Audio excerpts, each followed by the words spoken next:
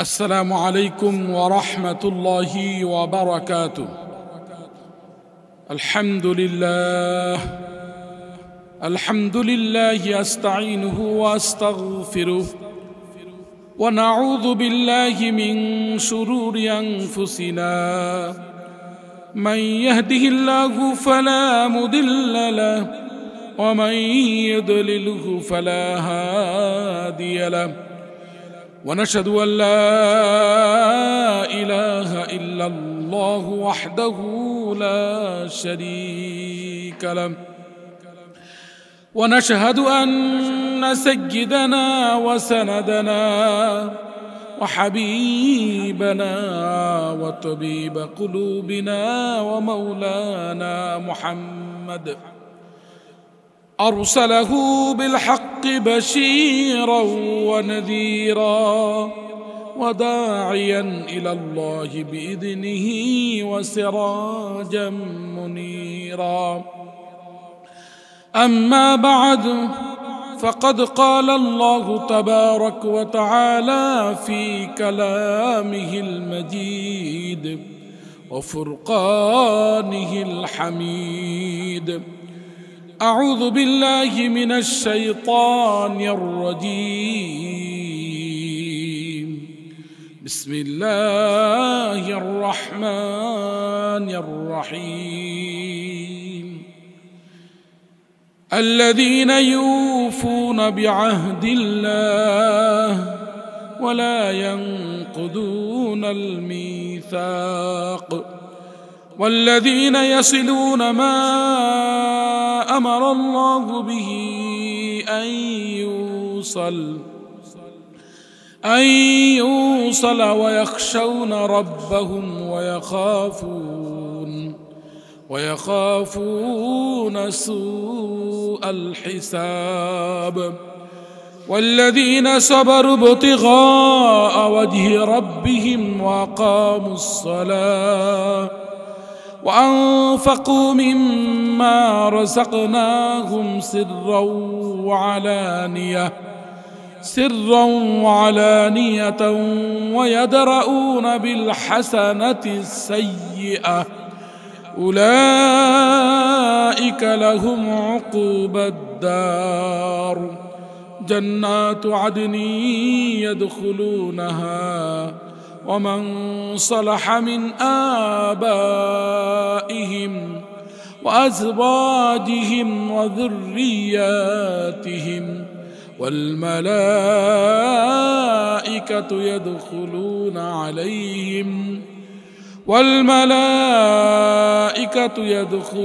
عليهم من كل باب. سلام عليكم بما صبرتم فنعم عقبى الدار। آمنت بالله صدق الله العلي العظيم। प्यारे हाज़रीन, अल्लाह ताला दरबारे लाख कोटि शुक्रिया যে মহান রব্বুল আলামিনের অশেষ রহমত ও কৃপায় আমরা সুস্থ শরীরে সুস্থ মস্তিষ্কে তার নিকট সর্বাপেক্ষা প্রিয় স্থান মসজিদে এসে জুমার নামাজ আদায়ের জন্য সমবেত হতে পেরেছি। মহান মালিক আমাদেরকে তৌফিক দান করছেন, সেই মালিকের দরবারে দিল থেকে কালিমাতুশ শুকর আদায় করি, আলহামদুলিল্লাহ। বান্দা বড় অক্ষম দুর্বল, আল্লাহ তাআলা মানুষকে বড় অক্ষমতা দুর্বলতা দিয়েই সৃষ্টি করেছেন। সূরা নিসার 28 নম্বর আয়াতে আল্লাহ তাআলা বলেন, ওয়াখুলিকাল ইনসানু যায়ীফা, মানুষকে অক্ষমতা দুর্বলতা দিয়ে সৃষ্টি করা হয়েছে। মানুষ বড় অক্ষম দুর্বল। এজন্য মহান রব্বুল আলামিনের পক্ষ থেকে যখনই কোনো ইবাদত করার সুযোগ হবে, যখনই কোনো আমল করার সুযোগ হবে, তখন প্রত্যেকটা মানুষের উচিত ওই ভালো কাজ, ওই ইবাদত, ওই আমলের নিসবতটা মহান মালিকের দিকে দেওয়া, আল্লাহ তাআলার দিকে দেওয়া, যে আমি যে নামাজ পড়তে এসেছি আমি যে নামাজ পড়তে পেরেছি, মহান মালিক আমাকে তৌফিক দান করছেন, তাই আমি নামাজ পড়তে পেরেছি। মহান মালিক আমাকে তৌফিক দান করছেন, তাই আমি যাকাত দিতে পেরেছি। মহান মালিক আমাকে তৌফিক দান করছেন, তাই আমি হজ করতে পেরেছি। মহান মালিক আমাকে তৌফিক দান করছেন, তাই আমি সদকা করতে পেরেছি। এমনিভাবে প্রত্যেকটি ভালো কাজের নিসবত, ইবাদত করার নিসবত, আমলের নিসবত যখন বান্দা আল্লাহর দিকে করবে, তখন আল্লাহ তাআলা ওই বান্দার প্রতি খুশি হয়ে তার প্রতি রহমতের দৃষ্টি বাড়িয়ে দিবেন এবং সে বেশি বেশি নেক আমল করার সুযোগ পাবে। এজন্য আমাদের উচিত আল্লাহ তাআলার পক্ষ থেকে যখনই কোনো নেক আমলের সুযোগ হবে, সাথে সাথে ওই নেক আমলের নিসবতটা আল্লাহর দিকে করা। আল্লাহ তাআলা আমাদের প্রত্যেককে যখনই নেক আমলের সুযোগ হবে, তখন আমরা নেক আমলের নিসবত কার দিকে করব? আল্লাহর দিকে করব। আমি আপনাদের সম্মুখে মহাগ্রন্থ আল কোরআনের সূরা রাদের 20 থেকে 24 টোটাল 5টি আয়াত তেলাওয়াত করেছি। এই আয়াতে কারিমাগুলির মধ্যে মহান রব্বুল আলামিন তার একান্ত আনুগত্যশীল বান্দাদের এমন অসাধারণ 9টি গুণ বর্ণনা করেছেন, যারা দুনিয়ায় চলার সময় হায়াতে জিন্দেগিতে এই 9টি গুণ অবলম্বন করে চলবে, আল্লাহ তাআলা তাদের প্রত্যেককে জান্নাতে আদন তথা চিরস্থায়ী জান্নাতে সপরিবারে যাইবার তৌফিক দান করবেন। সুবহানাল্লাহ। এই জন্য আমরা জীবনে অনেক আমলের কথা শুনেছি, অনেক আমলের কথা শুনেছি, অনেক বয়ান শুনেছি, কিন্তু বয়ান শুনলাম, আমল করলাম না। শুধু শুনলে হবে না, এটা বাস্তব জীবনে ইমপ্লিমেন্ট করতে হবে, বাস্তবায়ন করতে হবে। তাহলেই এই শোনাটা ফলপ্রসূ হবে, শোনার দ্বারা ফায়দা হবে, বেনিফিট অর্জন হবে। এজন্য আমরা প্রত্যেকে নিয়াত করি, আজকে এই যে গুণগুলি বর্ণনা করা হবে, প্রত্যেকটা গুণ আগে সুন্দর মনোযোগ সহকারে আমরা শুনব এবং প্রত্যেকটা গুণ আমরা বুঝব, আর পরবর্তীতে প্রত্যেকটা গুণের উপরে আমরা আমল করব, প্রত্যেকটা গুণে আমরা গুণান্বিত হব তো ইনশাআল্লাহ। আল্লাহ তাআলা আমাদের সকলকে এই 9টি গুণ অবলম্বন করে সপরিবারে জান্নাতে যাইবার তৌফিক দান করুন। সকলে বলি আমিন। আল্লাহ তাআলা প্রথম নম্বর গুণ সম্পর্কে বলেন, আল্লাযীনা ইউফুনা বিআহদিল্লাহ, আল্লাযীনা ইউফুনা বিআহদিল্লাহ। আল্লাহ তাআলার আনুগত্যশীল বান্দাদের 1 নম্বর গুণ হলো তারা আল্লাহর সাথে দেওয়া অঙ্গীকার পূর্ণ করে। আল্লাহর সাথে যে কমিটমেন্ট করছে, সেই কমিটমেন্টকে তারা পূর্ণ করে, আল্লাহর সাথে দেওয়া প্রতিশ্রুতিকে রক্ষা করে। অর্থাৎ আমরা রূহের জগতে দুনিয়ার শুরু থেকে নিয়ে শেষ পর্যন্ত যত মানুষ আসছে এবং আসবে, সকলেই আমরা রূহের জগতে আল্লাহ তাআলাকে রব হিসাবে স্বীকৃতি দিয়ে আসছি। সূরা আরাফের 172 নম্বর আয়াতে আল্লাহ তাআলা এটা তুলে ধরেছেন। আল্লাহ তাআলা বলেন, ওয়াইদ আখাযা রাব্বুকা মিন বানি আদামা মিন যুহুরিহিম যুররিয়াতাহুম ওয়া আশহাদাহুম আলা আনফুসিহিম আলাস্তু বিরাব্বিকুম ক্বালু বালা শাহিদনা। ওয়াইদ আখাযা রাব্বুকা মিন বানি আদামা মিন যুহুরিহিম। স্মরণ করুন আপনি সেই সময়ের কথা যখন আপনার রব আদম সন্তানের পৃষ্ঠদেশ থেকে তাদের সন্তানদেরকে বের করে আল্লাহ তাআলার সপক্ষে সাক্ষ্য গ্রহণ করেছিলেন। আল্লাহ তাআলা বলেছিলেন, আলাস্তু বিরাব্বিকুম, আমি কি তোমাদের রব নই? সেদিন সকলেই আমরা এক বাক্যে বলেছিলাম, ক্বালু বালা, অবশ্যই আপনি আমাদের রব। আমরা একতার উপরে সাক্ষ্য দিলাম। আমরা প্রত্যেকেই আল্লাহ তাআলাকে রব মেনে স্বীকৃতি দিয়েছি। এই যে আল্লাহ তাআলাকে আমরা রব মেনে স্বীকৃতি দিয়ে এসেছি, এখন যারা দুনিয়ার জীবনে আল্লাহ তাআলা যাকে যতটুকু হায়াত দিয়েছেন, এই হায়াতে জিন্দেগিতে বয়প্রাপ্ত হওয়ার পর থেকে নিয়ে মৃত্যুর আগ পর্যন্ত যার জন্য যতটুকু হায়াত আল্লাহ তাআলা বরাদ্দ রেখেছেন, ওই হায়াতে জিন্দেগিতে যারা মহান রব্বুল আলামিনের ওই প্রতিশ্রুতি রক্ষা করে চলে, অর্থাৎ প্রতিটা ক্ষেত্রে প্রতিটা স্টেপে সে চিন্তা করে আমি তো আল্লাহ তাআলাকে রব মেনে এসেছি, আমার রব হলেন আল্লাহ, তার সন্তুষ্টির বাইরে আমার জিন্দগির কোনো একটি কাজ করা যাবে না, যেই কাজটাই করতে হবে প্রত্যেকটি কাজ প্রত্যেকটি পদক্ষেপ আমার আল্লাহ তাআলার সন্তুষ্টি অর্জনের নিমিত্তে করতে হবে। আমার 3.5 হাত বডির কোনো অঙ্গ প্রত্যঙ্গের কোনো কাজ, কোনো অঙ্গ প্রত্যঙ্গের থেকে কোনো আমল প্রকাশ পাবে না যে আমলে আমার রব সন্তুষ্ট না। আমার এই 3.5 হাত বডির প্রত্যেকটা অঙ্গ প্রত্যঙ্গ মহান রব্বুল আলামিনের সন্তুষ্টি মোতাবেক পরিচালিত হবে।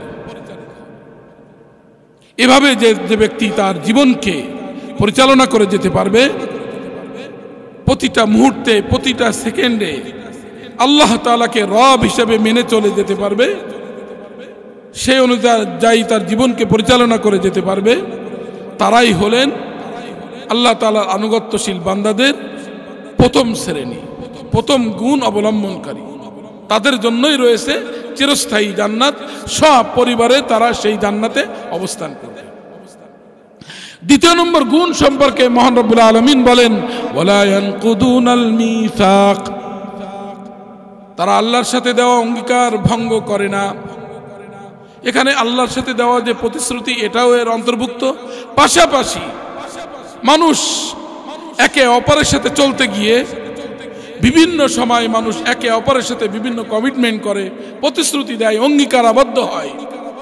এই প্রতিশ্রুতি অঙ্গীকারও এর অন্তর্ভুক্ত। অর্থাৎ সে যেমনি ভাবে আল্লাহর সাথে দেওয়া প্রতিশ্রুতি ভঙ্গ করে না, আল্লাহকে রব হিসেবে মেনে চলে, তেমনি ভাবে মানুষের সাথে কখনো কোনো সময় যদি প্রতিশ্রুতি দেয়, কোনো অঙ্গীকার করে, সেই প্রতিশ্রুতিও ভঙ্গ করে না, সেই অঙ্গীকারও ভঙ্গ করে না। আর এই প্রতিশ্রুতি অঙ্গীকার রক্ষা করা এমন একটি গুরুত্বপূর্ণ ইবাদত। রাসূল করিম সাল্লাল্লাহু আলাইহি সাল্লামের প্রিয় সাহাবী, যিনি 10 বছর যাবত রাসূলুল্লাহ সাল্লাল্লাহু আলাইহি সাল্লামের খেদমত করেছেন, হযরত আনাস বিন মালিক রাদিয়াল্লাহু তাআলা আনহু, তার থেকে হাদিস বর্ণিত সহিহ তারগিবে 3004 নম্বর হাদিসে আসছে। তিনি বলেন মা খাতাবানা রাসূলুল্লাহ সাল্লাল্লাহু আলাইহি সাল্লাম ইল্লা ক্বালা লা ঈমানা লিমান লা আমানাতা লা ওয়ালা দীনা লিমান লা আহদা লা। যখনই রাসূলুল্লাহ সাল্লাল্লাহু আলাইহি সাল্লাম আমাদেরকে খুতবা দিতেন, আমাদের কোনো নসিহত পেশ করতেন, আমাদের সামনে বয়ান করতেন, তখনই তিনি বলতেন লা ঈমানা লিমান লা আমানাতা লা ওয়ালা দীনা লিমান লা আহদা লা। তার ঈমান নাই যার আমানতদারি নাই, যে আমানত রক্ষা করতে পারে না সে মুমিন নয়। সে যত বড় নামাজি হোক না কেন, যত বড় দানশীল হোক না কেন, যদি সে আমানত রক্ষা না করতে পারে তো সে মুমিন নয়। ওয়ালা দীনা লিমান লা আহদা লা। আর যে মানুষকে দেওয়া কোনো প্রতিশ্রুতি রক্ষা করতে পারে না, তার কোনো দিনদারিয়াত নাই। যে মানুষের প্রতিশ্রুতি রক্ষা করতে জানে না, তার কোনো দিনদারিয়াত নাই। এজন্য আমরা আল্লাহর সাথে দেওয়া কমিটমেন্ট, প্রতিশ্রুতি, অঙ্গীকার সেটাও যেমনি রক্ষা করব, তেমনি ভাবে একে অপরের সাথে যে অঙ্গীকারাবদ্ধ হব, একে অপরকে যে প্রতিশ্রুতি দেব, সেটাও আমরা রক্ষা করব ইনশাআল্লাহ। করব তো? আল্লাহ তাআলা আমাদের সকলকে আল্লাহর সাথে দেওয়া অঙ্গীকার রক্ষা করবার এবং একে অপরকে আমরা যে প্রতিশ্রুতি দিই, যে অঙ্গীকারাবদ্ধ হই, সেটাও রক্ষা করবার তৌফিক দান করুন। তো দ্বিতীয় নম্বর গুণ ছিল যে তারা আল্লাহর সাথে দেওয়া অঙ্গীকার ভঙ্গ করে না, কোনো প্রকার অঙ্গীকার তারা ভঙ্গ করে না। তৃতীয় নম্বর গুণ সম্পর্কে মহান রব্বুল আলামিন বলেন ওয়াল্লাযীনা ইয়াসিলুনা মা আমারাল্লাহু বিহি আইয়ুসাল। আল্লাহ তাআলা যাদের সাথে সম্পর্ক, রিলেশনশিপ বজায় রাখতে নির্দেশ দিয়েছেন, তারা তাদের সাথে সম্পর্ক বজায় রাখে, অক্ষুণ্ণ রাখে।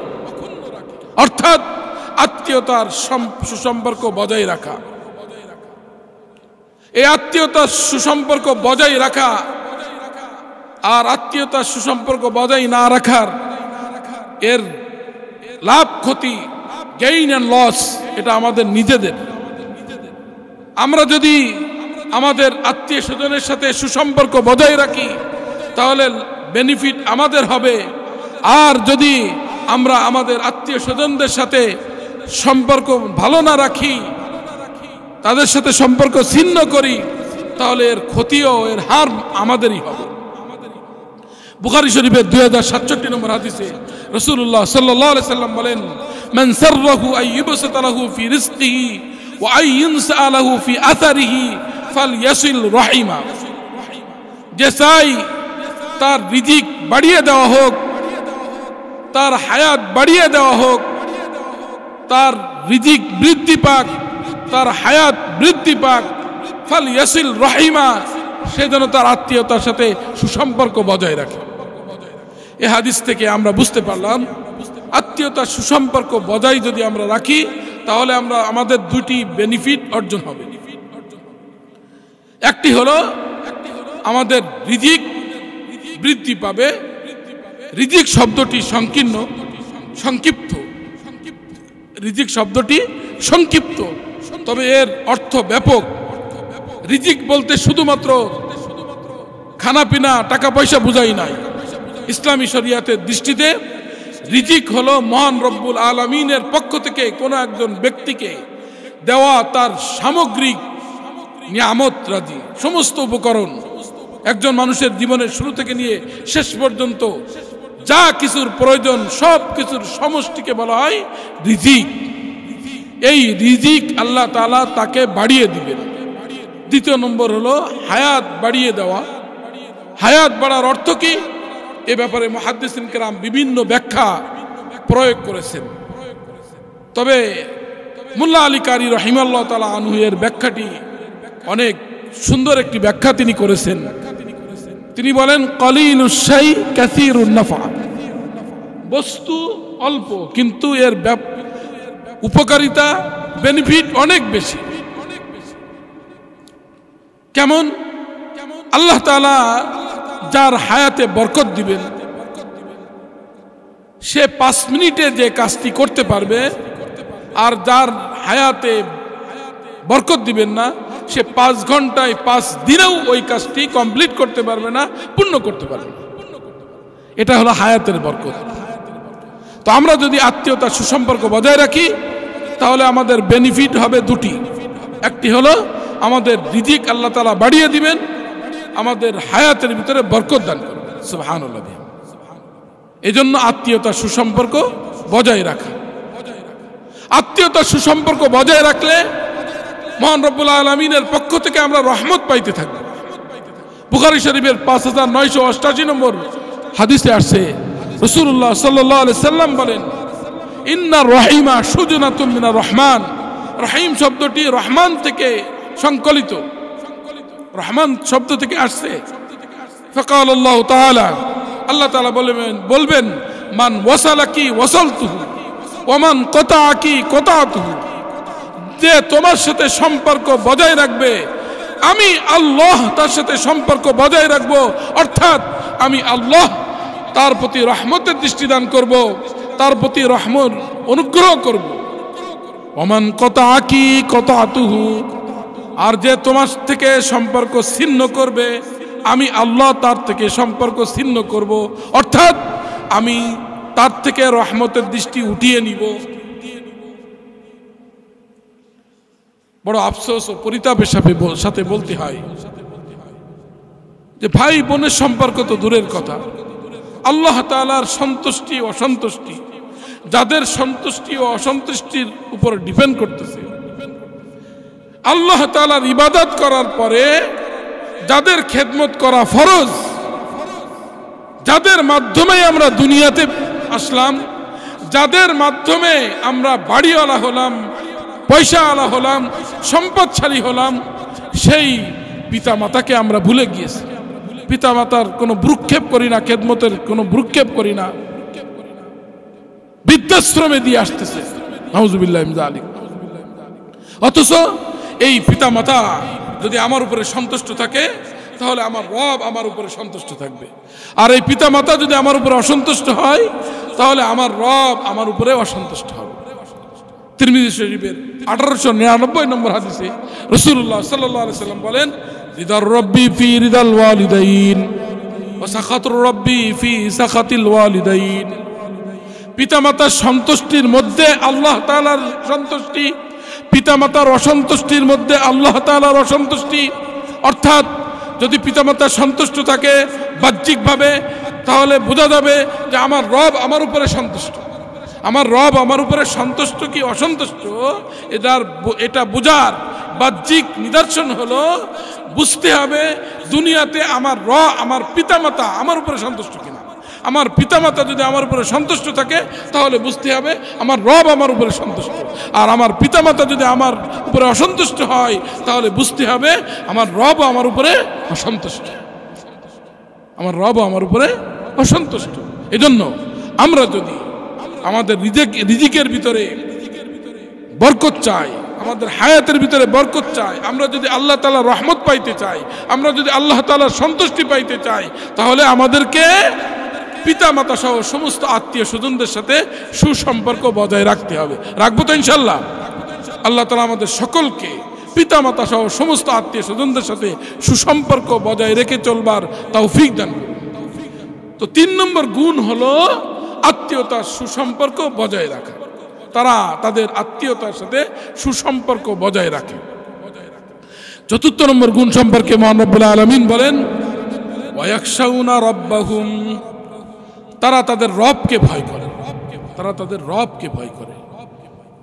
আল্লাহকে ভয় করা, আল্লাহর ভয়, এটা এমন মহৎ একটা গুণ যার দিলের ভিতরে মহান রব্বুল আলামিনের ভয় থাকবে, মহান মালিকের ভয় থাকবে, তার দ্বারা কোনো অপরাধ, কোনো অন্যায় সংগঠিত হওয়া সম্ভব নয়, কোনো পাপ কাজ সংগঠিত হওয়া সম্ভব নয়। সে যত বড় প্রভাবশালী হোক না কেন, যত বড় ক্ষমতাসীন হোক না কেন, যত বড় সম্পদশালী হোক না কেন, আর যত নগণ্য হোক না কেন, তার দ্বারা কোনো অন্যায় কাজ করা সম্ভব নয়। কারণ সে আল্লাহর ভয় তার দিলের ভিতরে আছে।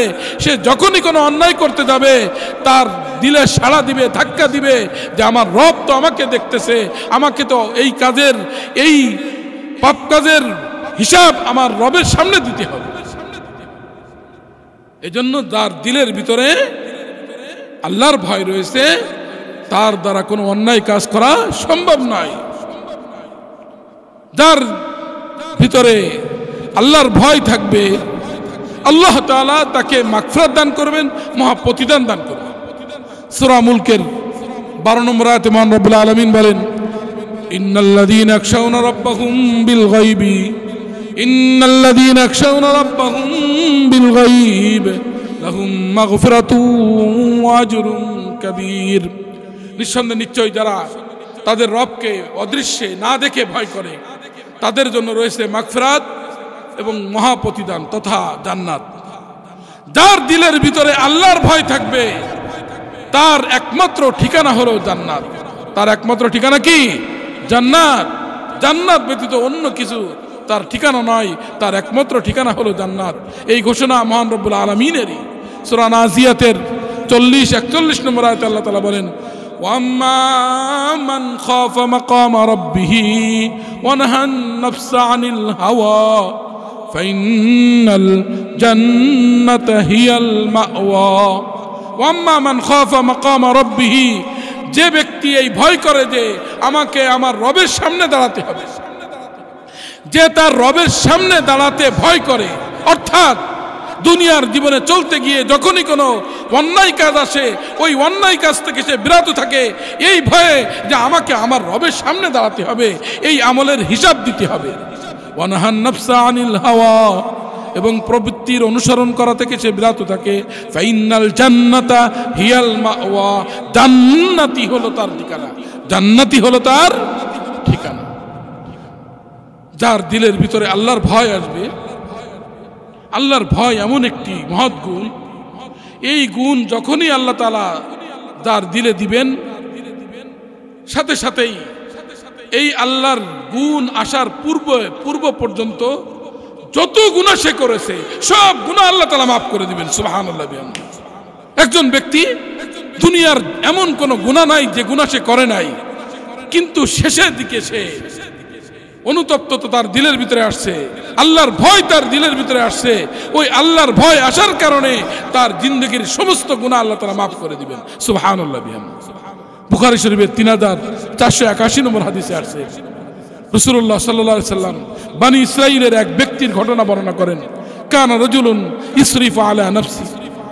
এক ব্যক্তি, বনি ইসরাঈলের এক ব্যক্তি ছিল, সে প্রচুর পরিমাণে গুনাহ করেছে। ইসরিফ বলা হয় অতিরিক্ত গুনাহ করা। এমন কোন গুনাহ নাই যে গুনাহ সে করে নাই।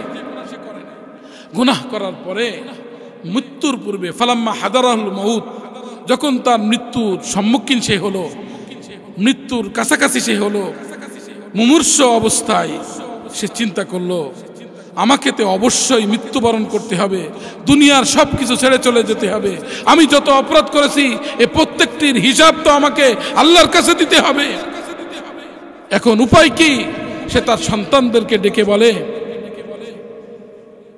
ক্বালা লিবানিহি, সে তার সন্তানদেরকে ডেকে বলতেছে, ইদা আনা মৃত্যু, যখন আমি মৃত্যুবরণ করব, ফাহরিকুনি সুম্মা তাহানুনি সুম্মা দাররুনি ফির রিহ, তখন তোমরা আমার বডিটাকে পুড়িয়ে দিবে, জ্বালিয়ে দিবে। জ্বালিয়ে দেওয়ার পরেও যে হাড্ডিগুলি থাকবে সেগুলিকে পিষে ফেলবে।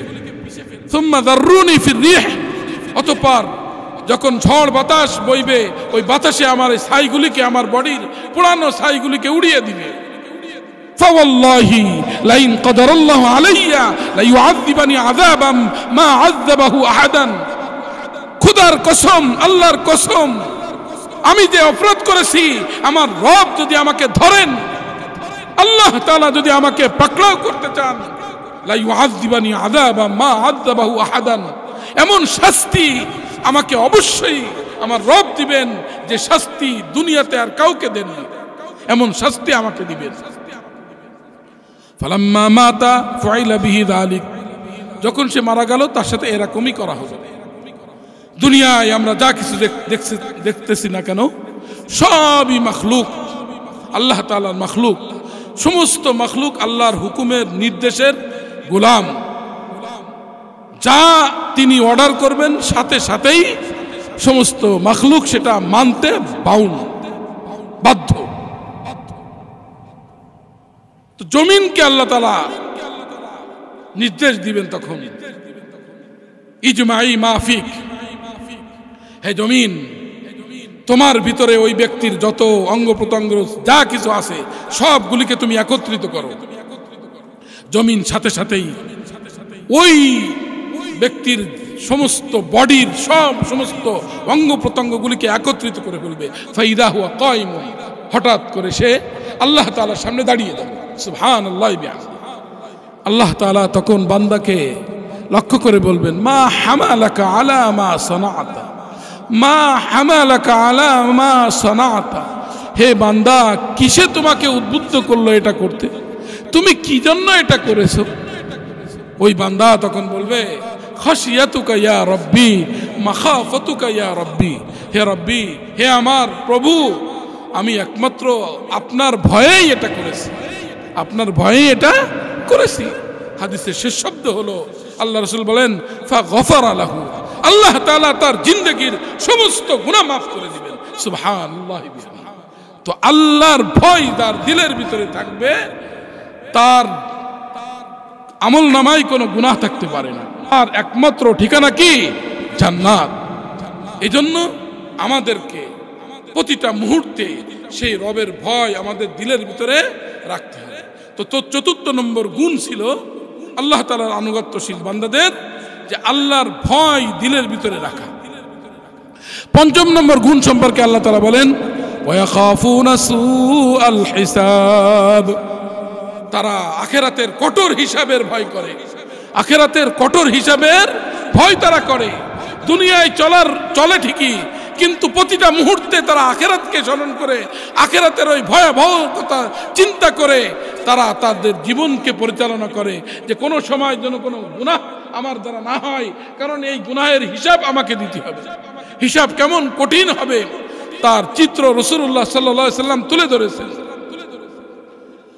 বুখারী শরীফের 103 নম্বর হাদিসে রাসূলুল্লাহ সাল্লাল্লাহু আলাইহি সাল্লাম বলেন, মান হুসিবা ইয়াউমাল কিয়ামাতি উযিবা, যার থেকে খুঁটিনাটি হিসাব নেওয়া হবে সে অবশ্যই শাস্তির সম্মুখীন হবে, সে ধ্বংস হয়ে যাবে।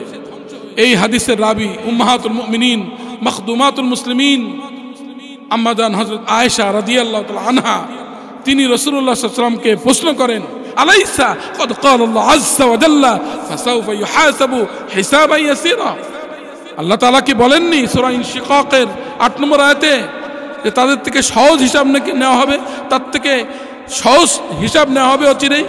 এই হিসাবে ইয়াসির দ্বারা কি উদ্দেশ্য?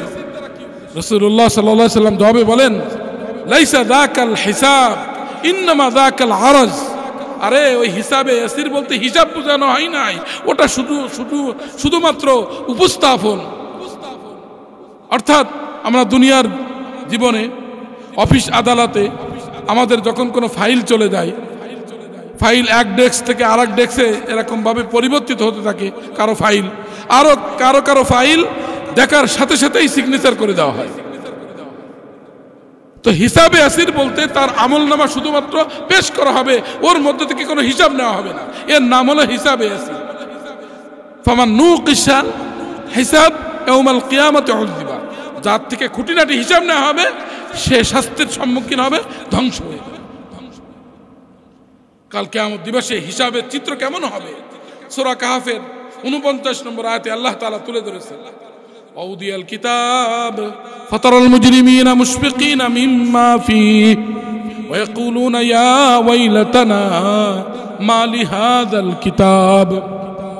যখন আমলনামা পেশ করা হবে, আমলনামা উপস্থাপন করা হবে, ফাতারাল মুজরিমিনা মুশফিকিনা মিম্মা ফীহি, আপনি পাপাচারীদেরকে দেখতে থাকবেন ওই আমলনামার ভিতরে যে পাপগুলি তারা দুনিয়াতে করেছে, ওই পাপগুলি তারা দেখতে পেয়ে ভয়ে থরথর করে কাঁপতে থাকবে। ইয়াকুলুনা ইয়া ওয়াইলাতানা মা লিহাযাল কিতাব, তারা বলতে থাকবে মা লিহাযাল কিতাব, এই আমলনামার কি হলো, হায় আফসোস, এই আমলনামার কি হলো। লা ইউগাদিরু সগীরাতান ওয়ালা কাবীরাতান ইল্লা আহসাহা, ছোট বড় কোনো কিছুই সে বাকি রাখে নাই। ওয়াজাদু মা আমিলু হাদিরা, তারা যত আমল করেছে সবই উপস্থিত পাবে। ওয়ালা ইয়াজলিমু রাব্বুকা আহাদা, আপনার রব কারো উপরে বিন্দু মাত্র জুলুম করবে না। সূরা আম্বিয়ার 47 নম্বর আয়াতে আল্লাহ তাআলা বলেন, ওয়ানাদাউল মাওয়াজিনাল কিসতা লিয়াউমিল কিয়ামা ফালা তুযলামু নাফসুন শাইআ, আমি কাল কিয়ামত দিবসে ন্যায় বিচারের মানদণ্ড উপস্থাপন করব। ফালা তুযলামু নাফসুন শাইআ, কোন নফসের উপরে বিন্দু মাত্র জুলুম করা হবে না। ওয়া ইন কানা মিসকাল হাববাতিন মিন খারদালিন আতাইনা বিহা, যদি কারো আমল সরিষার দানা পরিমাণ হয় আমি সেটা উপস্থিত করব, আর আমি হিসাব নেওয়ার জন্য আমিই যথেষ্ট। আরে আমল নামা এমন ভাবে পরিচ্ছন্ন থাকবে, আল্লাহ তাআলা এত সূক্ষ্মভাবে প্রত্যেকের আমল নামা উপস্থাপন করবেন যে প্রত্যেকের আমল নামা বুঝতে পারবে। সূরা বানী ইসরাঈলের 14 নম্বর আয়াতে আল্লাহ তাআলা বলেন, ইকরা কিতাবাক কাফা বিনাফসিকাল ইয়াউমা আলাইকা হিসাবা, ইকরা কিতাবাক, হে বান্দা তোমার আমলনামা তুমি নিজেই পড়ো, তোমার হিসাব নেওয়ার জন্য তুমিই যথেষ্ট। দুনিয়াতে ডাক্তাররা অসুস্থ হয় কিনা, তো ডাক্তাররা যখন অসুস্থ হয় তখন তাদের বিভিন্ন টেস্ট, বিভিন্ন পরীক্ষা করা হয়। এই পরীক্ষাগুলির রিপোর্ট ডাক্তাররা নিজেরাই বুঝতে পারে। ঠিক তেমনি ভাবে আল্লাহ তাআলা প্রত্যেকের আমল নামে এত সুন্দরভাবে পরিচ্ছন্নভাবে সাজিয়ে রাখবেন যে প্রত্যেকের আমল নামায় বুঝতে পারবে কি কি আমল সে করেছে। কাল কিয়ামত দিবসে কেমন ভয়াবহ অবস্থা হবে। মুসলিম শরীফের 2864 নম্বর হাদিসে রাসূলুল্লাহ সাল্লাল্লাহু আলাইহি ওয়াসাল্লাম তার চিত্র তুলে ধরেছে। রাসূলুল্লাহ সাল্লাল্লাহু আলাইহি ওয়াসাল্লাম বলেন, তাদনু শামসু ইয়াউমাল কিয়ামাতি মিনাল খালক, কিয়ামত দিবসে সূর্য মানুষের খুবই সন্নিকটে চলে আসবে। হাত্তা তাকুনা মিনহুম কামিকদারি মিলিন, এমনকি 1 মাইল ডিস্টেন্সে সূর্য থাকবে, শুধুমাত্র খুবই সন্নিকট, মাত্র 1 মাইল দূরে, অর্থাৎ 1.6 কিলোমিটার ডিস্টেন্সে সেদিন সূর্য মানুষের মাথার উপরে থাকবে। এখন আমাদের থেকে সূর্যের ডিস্টেন্স হলো 14,95,97,870 কিলোমিটার। 14,95,97,870 কিলোমিটার দূরে এখন সূর্য অবস্থান করতেছে। চৈত্র মাসে কি অবস্থা হয়, গরমে সমস্ত শরীর যেন পুড়ে যায়। তাহলে কাল কিয়ামত দিবসে কি অবস্থা হবে, যখন শুধুমাত্র আমাদের 1.6 অর্থাৎ 1 মাইল তথা 1.6 কিলোমিটার দূরে থাকে। আল্লাহ তাআলা আমাদের সকলকে ওই ভয়াবহ অবস্থা থেকে পরিত্রাণ দান করুন। সকলে বলি আমিন। আল্লাহ রাসূল বলেন, ফায়াকুনুন নাস আলা কদরি আমালিহিম ফিল আরাক। সমস্ত মানুষ সেদিন তাদের আমল অনুযায়ী ঘামের ভিতরে ডুবতে থাকবে। ফামিনহুম মা ইয়াকুনু ইলা কাবাইহি, কারো কারো ঘাম হবে এরকম এই গোড়ালি পর্যন্ত। অমিনহুম মা ইয়াকুনু ইলা রুকবাতাইহি, কারো কারো ঘাম হবে হাঁটু পর্যন্ত। অমিনহুম মা ইয়াকুনু ইলা হাকওয়াইহি, অন্য রিওয়ায়াতে আছে হাকওয়াইহি, কারো কারো ঘাম হবে তাদের কোমর পর্যন্ত। অমিনহুম মা ইলজিমহুল আরাকু ইলজামা, কারো কারো ঘামে পুরা বডিকে ঢেকে ফেলবে। রাসূলুল্লাহ সাল্লাল্লাহু আলাইহি সাল্লাম হাত দ্বারা ইশারা করে বলেন, মুখ পর্যন্ত এরকম ভাবে ঘাম তার মুখ পর্যন্ত হয়ে যাবে, ঘামের ভিতরে সে ডুবতে থাকবে, নিঃশ্বাস নিতে পারবে না। এই ভয়াবহ অবস্থায় কি অবস্থা সেদিন আমাদের হবে, সেই আখিরাতের ভয়াবহ অবস্থার ভয় যারা দুনিয়ায় অবস্থানকালে করবে তাদের আখিরাত হবে উজ্জ্বল।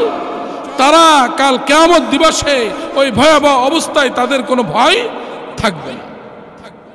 এই জন্য আল্লাহ তাআলা আনুগত্যশীল বান্দাদের ৫ম নম্বর গুণ সম্পর্কে আল্লাহ তাআলা বলছেন, ওয়াখাফুনা সুআল হিসাব, তারা আখিরাতের ওই কঠোর হিসাবের ভয় করে চলে। অর্থাৎ ওয়ালিতানজুর নাফসুম মা কদ্দামাত লিগাদ, আল্লাহ তাআলা যে বলছেন যে প্রত্যেকটা পদক্ষেপ তারা চিন্তা করবে যে আগামীকালের জন্য কি পাঠাচ্ছে। অর্থাৎ প্রত্যেকটা কাজ করার আগে তারা ভেবে দেখবে, চিন্তা করবে যে এর রেজাল্ট কি হবে। খারাপ হলে ছেড়ে দিবে, ভালো হলে সেটা করবে। তো ৫ম নম্বর গুণ ছিল আখিরাতের কঠোর হিসাবের ভয় করা। ৬ষ্ঠ নম্বর গুণ সম্পর্কে আল্লাহ তাআলা বলেন, ওয়াল্লাযীনা সাবারু বিতিগা ওয়াজহি রাব্বিহিম, ওয়াল্লাযীনা সাবারু বিতিগা ওয়াজহি রাব্বিহিম, তারা তাদের রবের সন্তুষ্টি অর্জনের নিমিত্তে ধৈর্য ধারণ করে। দুনিয়ার চলার পথে যখনই কোনো মুসিবত আসে, বিপদ আসে, ওই বিপদে মুসিবতে তারা অস্থির হয় না, বিচলিত হয় না। তারা চিন্তা করে মুসিবত তো আমার রবই দিয়েছেন, হতে পারে আমার মুসিবত অনেক বড় ছিল, আমার রব আমাকে ভালোবেসে ওই বড় মুসিবতটাকে ছোট মুসিবত দ্বারা পরিবর্তন করে দিয়েছে। তাহলে আমার রব আমাকে ভালোবাসেন, অবশ্যই ভালোবাসেন, ভালোবেসেই আমাকে এই মুসিবত দিয়েছেন। এই মুসিবতের ভিতরে অবশ্যই আমার কোনো কল্যাণ অবশ্যই রয়েছে। সেজন্য সে অস্থির হয় না, বিচলিত হয় না। অস্থির না হয়ে আল্লাহ তাআলার সন্তুষ্টি অর্জনের নিমিত্তে সে ধৈর্য ধারণ করতে থাকে। এরকম ভাবে যারা বিপদে অস্থির না হয়ে ধৈর্য ধারণ করতে থাকবে তাদের প্রতিদান একমাত্র জান্নাত। ইবনে মাজাহ 1308 নম্বর হাদিস। এই হাদিসটি হাদিসে কুদসি, অর্থাৎ এই হাদিসের শব্দ রাসূলুল্লাহ সাল্লাল্লাহু আলাইহি সাল্লামের, কিন্তু মানা হলো স্বয়ং রব্বুল আলামিনের।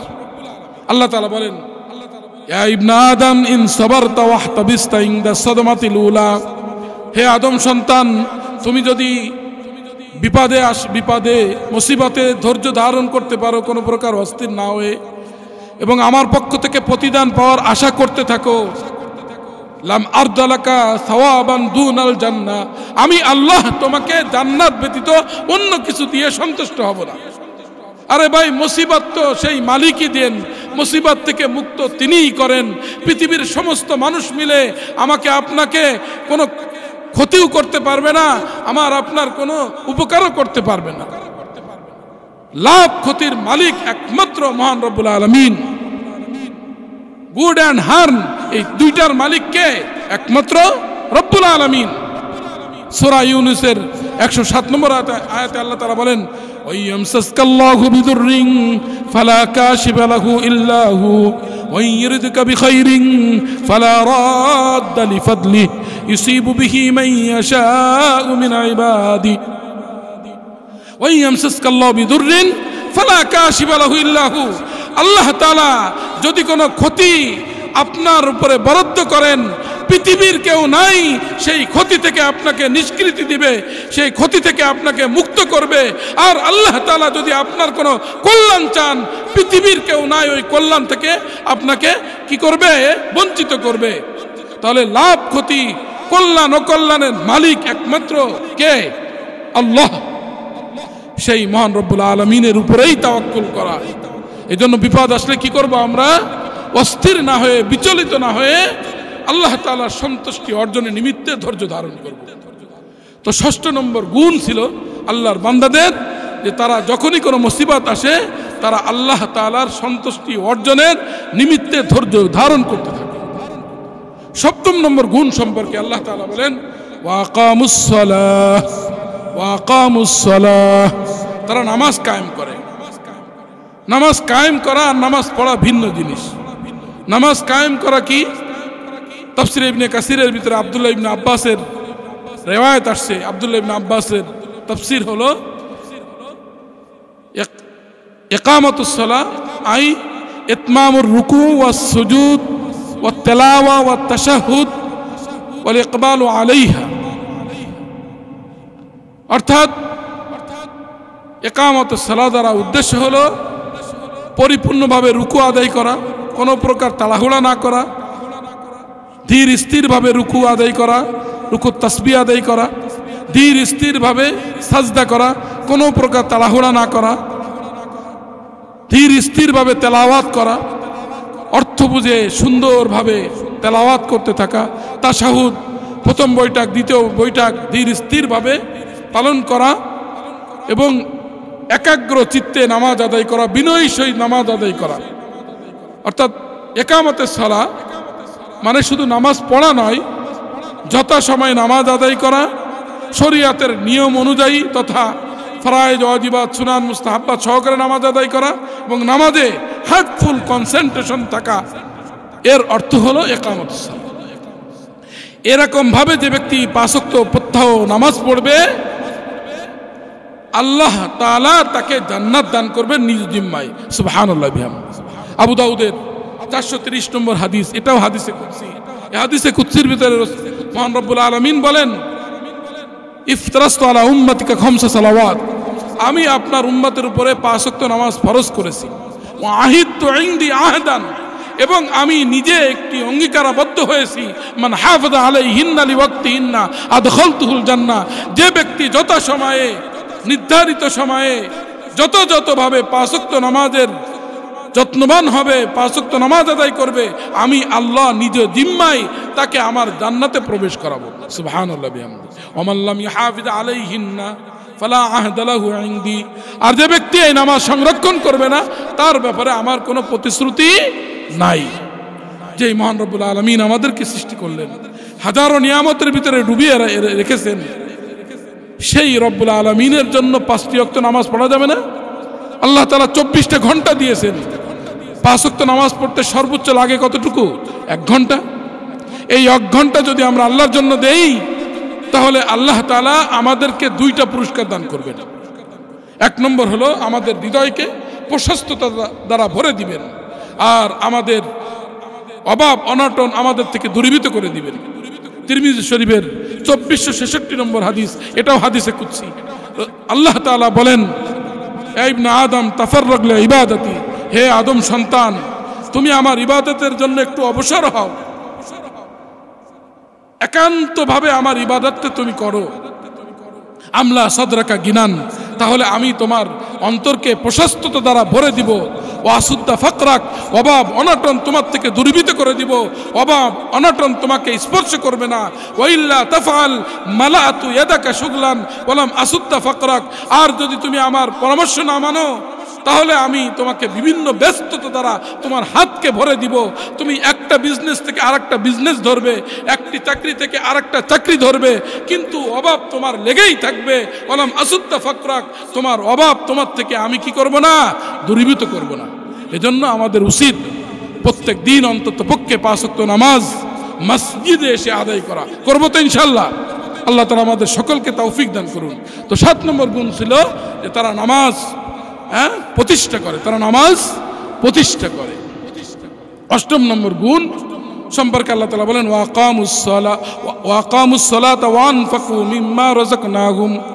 8ম নম্বর গুণ সম্পর্কে আল্লাহ তাআলা বলেন ওয়া আনফাকু মিম্মা রাযাকনাহুম সিররাও ওয়া আলানিয়া। আল্লাহ তাআলা তাদেরকে যে রিজিক দিয়েছেন সেই রিজিক থেকে তারা আল্লাহর রাস্তায় ব্যয় করে, প্রকাশ্যে অপ্রকাশ্যে। সম্পদ কার বলেন? আল্লাহ তাআলা। আল্লাহর দেওয়া সম্পদ আল্লাহর রাস্তায় ব্যয় করতে পারা, এটা অনেক বড় একটা তৌফিক, অনেক বড় একটা মহৎ গুণ। আল্লাহ তাআলা যাকে দেন তার দ্বারাই সম্ভব। আমরা মনে করি সম্পদ ব্যয় করলে সম্পদ কমে যায়, কখনো নয়। সম্পদ ব্যয় করলে সম্পদ বাড়িয়ে দেবেন কে? আল্লাহ। বুখারী শরীফে 4686 নম্বর হাদিস, এই হাদিসটাও হাদিসে কুদসি। আল্লাহ তাআলা বলেন এ ইবনে আদম আনফিক উনফিক আলাইক, হে আদম সন্তান তুমি আমার রাস্তায় ব্যয় করতে থাকো, তুমি আমার রাস্তায় ব্যয় করতে থাকো, আমি আল্লাহ তোমার উপরে ব্যয় করব। অর্থাৎ আমি তোমার উপর ব্যয় করব মানে তোমার সম্পদ বাড়িয়ে দিব। তাহলে দান করলে সম্পদ কমে না, বরঞ্চ কি হয়? বাড়ে।